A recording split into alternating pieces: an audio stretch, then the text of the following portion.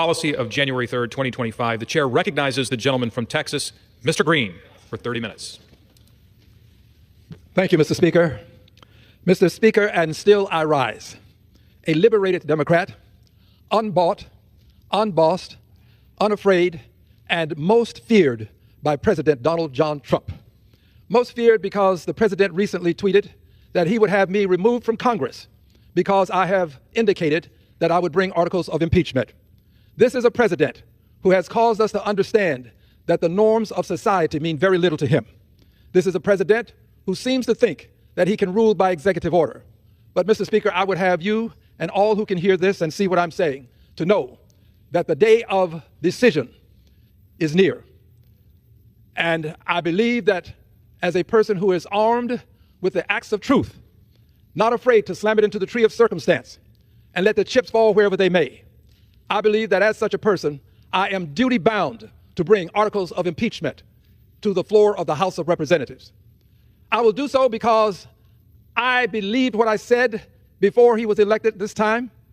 I believe what I said then, and I believe it now. This president is a threat to our democracy. He has done things that would cause us to conclude, those of us who have observed closely, that he disrespects the Constitution. He took an oath to preserve, protect, and defend the Constitution. He disrespects the Constitution. He disrespects the notion that a person should have the right to say, you have the wrong person, to say to the authorities by way of the great writ, you have the wrong person, to say to the authorities by way of the Fifth Amendment to the Constitution, no person deprived of life, liberty, or property without due process of law. He has not honored that Constitution in those words. This president does not honor Marbury versus Madison. Judicial review, time honored. He dishonors it because he dishonors the decisions of the court. He believes that judges who would rule against him should be impeached. He does not respect the fact that there is a separation of powers. He believes that he is the power, but he's not. And he must be brought before this House.